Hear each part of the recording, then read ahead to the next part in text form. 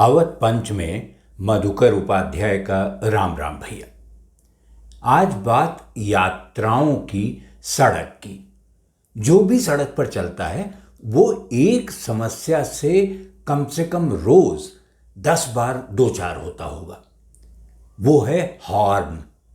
कोई आता है, भोंपू बजाता चला जाता है, चाहे आपके कान के पर्दे फटें, चाहे आपको अच्छा लगे न लगे, उसकी बला से। वो अपने लिए रास्ता चाहता है, आपकी सहूलियत उसके ख्याल में आती ही नहीं है। मैं उसी भोंपू की, उसी सायरन की, हॉर्न की बात करना चाह रहा हूं। अब ये कोई किसी बड़े शहर तक सीमित हो, ये मामला ऐसा नहीं है। ऐसा नहीं है कि जहां कारें नहीं हैं या कम हैं, उस शहर में या उस कस्बे में इस तरह की समस्या नहीं होती। वहां भी होती है। वहाँ ट्रक होते हैं, हॉर्न होते हैं, तमाम और तरह की आवाज़ें आती रहती हैं। कल कारखाने अगर आसपास हुए तो उनके सायरन तो बजते ही बजते हैं। तो मशीनों की खड़खड़ में भी एक तरह का शोर होता है, और ये शोर कोई आसान नहीं है पचा पाना। डॉक्टर तो कहते हैं कि अगर डेसिबल लेवल, जो शोर नापने की इकाई है, वो बढ़ जाए तो इंसान बहरा हो सकता है, उसका दिमाग खराब हो सकता है, उसके साथ कुछ भी हो सकता है। ऐसी खतरनाक चीज को आखिर बनाया किसने और क्यों बनाया था? भोंपू क्यों बना? और उससे भी बड़ी बात कि भोंपू हॉर्न का हिंदी में अनुवाद कैसे हो गया? भोंपू तो किसके आसपास भी कहीं नहीं बैठता है। वो कैसे भोंपू बन गया हॉर्न से, ये समझ में नहीं आया। हालांकि हॉर्न का पहले अनुवाद, हॉर्न अंग्रेजी का शब्द है जिसका अर्थ होता है सींग। जो बैल की सींग, गाय की सींग, भैंस की सींग, किसी की भी सींग, तो सींग ही पहले कहा जाता था हॉर्न को। लेकिन वो बाद में श्रृंगी श्रृंगी कहने लगे कुछ लोग, जो बिल्कुल शुद्ध हिंदी बोलने की कोशिश कर रहे थे। वो भी सींग का ही एक रूप है, लेकिन सींग या श्रृंगी से वो भोंपू कब बन गया, ये समझ में नहीं आया। और ये परेशानी, आप जो बड़े शहर हैं उनमें कई लोग, तमाम लोग 10वीं 12वीं 20वीं मंजिल पर रहते हैं। इस तरह के ऊंचे ऊंचे मकान हैं। तो ये मत समझिए कि जो नीचे रहता है उसी को हॉर्न की आवाज़ सुनाई देती। दिक्कत उसी को है, ऊपर वाले को भी होती है। हमारे यहाँ जो परिवहन मंत्री हैं केंद्र में, नितिन गडकरी, नागपुर में रहते हैं, और नागपुर में उनका घर 11वीं मंजिल पर है। अब वो कहते हैं कि मैं सुबह उठता हूं और प्राणायाम करता हूं 1 घंटा, और इस बीच में उस सुबह सुबह भी नागपुर जैसे शहर में, शांत शहर में, जहां आमतौर पर शोर नहीं होता, 11वीं मंजिल पर नितिन गडकरी को इतनी परेशानी होती है कि वो समझ नहीं पा रहे कि इससे उबरें कैसे, निपटारा कैसे हो इसका। उन्होंने बहुत बड़ी एक बैठक बुलाई अपने मंत्रालय की अधिकारियों की, और उन्होंने कहा ये सब बंद करिए, किसी तरह सोचिए कि ये कैसे बंद हो सकते हैं हॉर्न। तो अधिकारियों ने उनसे कह दिया कि साहब, ये हॉर्न तो बंद नहीं हो सकते, क्योंकि कार जब से बनी है तब से तो ये हॉर्न उसमें है ही है। चाहे वो हाथ से दबा के पों पों करने वाला हॉर्न हो, चाहे वो बिजली से चलने वाला हो, चाहे मैग्नेटिक हो, चाहे जैसा हो, वो हॉर्न तो हर कार के साथ, हर वाहन के साथ रहता ही है, और इसको हटाया नहीं जा सकता। उसमें एक और अधिकारी था, उसने कहा कि इस पर थोड़ा समय दीजिए, सोच विचार करना पड़ेगा। और सोच विचार करते करते भी वो अंत में इसी नतीजे पर पहुंचे कि कार अगर है, वाहन अगर है, तो हॉर्न भी रहेगा। साइकिल है तो हॉर्न नहीं है, घंटी है, और घंटी की आवाज़ में एक तरह की मधुरता होती है, वो कार के हॉर्न में नहीं है, वाहनों के, बड़े वाहनों के हॉर्न में नहीं है। तो नितिन गडकरी को अचानक ख्याल आया। उन्होंने कहा कि 1 मिनट, साइकिल की घंटी अगर इतनी मधुर हो सकती है तो कार के हॉर्न संगीतमय क्यों नहीं हो सकते हैं?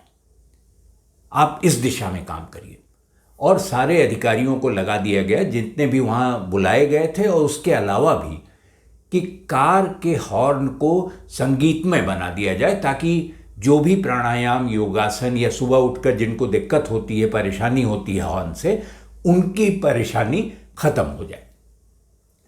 अब ये तैयारी चल रही है मंत्रालय में, कैसे हॉर्न की जगह संगीत लगा दिया जाए, इस पर चर्चा चल रही है, बात चल रही है। और इस दिशा में तमाम लोगों को, कार कंपनियों को भी शामिल किया गया है। उनसे कहा गया है कि आप इस पर विचार करिए कि इसको पोंपों से बदलकर संगीत में कैसे ढाला जा सकता है।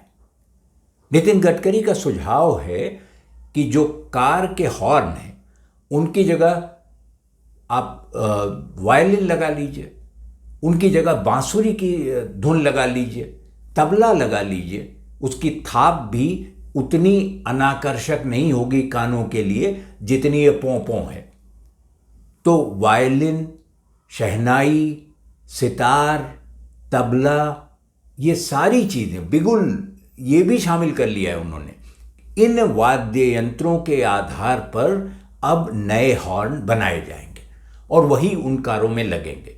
यानी हिंदुस्तान जो भी आएगा, अगर कोई विदेशी आता है, बाहर से आता है, या यहाँ के रहने वाले भी, उनको अचानक एक दिन वो सुबह उठेंगे जब ये नियम लागू हो जाएगा और उनको पता लगा कि वो राग झंझोटी पे उठ रहे हैं या राग दुर्गा बजाती हुई एक कार चली गई है। ये भी हो सकता है कि राग जय जयवंती बजाता हुआ एक टेम्पो आपके बगल से गुजर जाए और कोई जाकिर हुसैन हो या कोई और तबला, अल्लाह रखा का कोई तबला या बाद के लोगों के तबले की थाप कहीं से लगा दी जाए, कहीं गोदई महाराज हो। तो आप सोचिए कि क्या होगा। पंडित वीजी जोग एक और आपको संगीत सुनाते हुए सड़क पर चले जा रहे हैं, वाहन में लगा हुआ है हॉर्न की जगह। तो किसी भी आप, उन्होंने संयोग से और सौभाग्य से हम लोगों के ये नहीं कहा कि उसमें जो गाए जाने वाले राग हैं वो शामिल किए जाएं।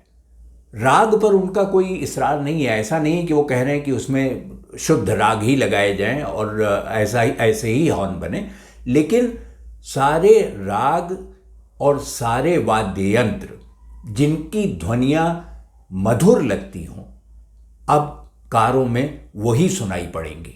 ये फैसला होने ही वाला है। कब होगा, नितिन गडकरी को कब वो रिपोर्ट मिलेगी और कब उस पर अमल होगा और कार कंपनियां किस दिन से ये हॉर्न बदल देंगी, बस कुछ दिन की बात है। इंतजार कर लीजिए। आप राग दुर्गा सुनेंगे कि जय जयवंती सुनेंगे कि झंझोटी सुनेंगे, जो भी आपके आसपास ही होगा।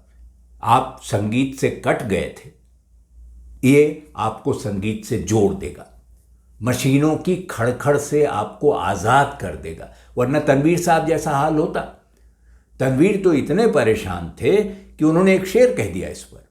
उन्होंने कहा कि तनवीर अब तू हल्क से भोंपू का काम ले, तनवीर अब तू हल्क से भोंपू का काम ले, बहरे हुए हैं कान मशीनों के शोर से। और एक शेर और सुन लीजिए, ये सागर खयामी का है। उनका शेर है कि बीमार दिल के आप जो मोटर लगाएंगे, बीमार दिल के आप जो मोटर लगाएंगे, आशिक फिराके यार में भोंपू बजाएंगे। यहां तो भोंपू फिराके यार में भी बजने वाला है, तो कार से हटके क्या होगा। नितिन गडकरी को किसी दिन स्वास्थ्य मंत्रालय मिला तो हो सकता है कि वो दिल के मसलों पर भी कोई संगीतमय समाधान ढूंढने की कोशिश करें। तो आज अवध पंच में इतना ही। अगले अंक में भेंट होगी, तब किसी और विषय पर चर्चा करेंगे। तब तक आप अवध पंच देखते रहिए और हमें लिखिए awadhpanch@gmail.com पर। आपकी प्रतिक्रियाओं का स्वागत है। तो अगले अंक में आपसे भेंट हो, तब तक के लिए राम राम भैया।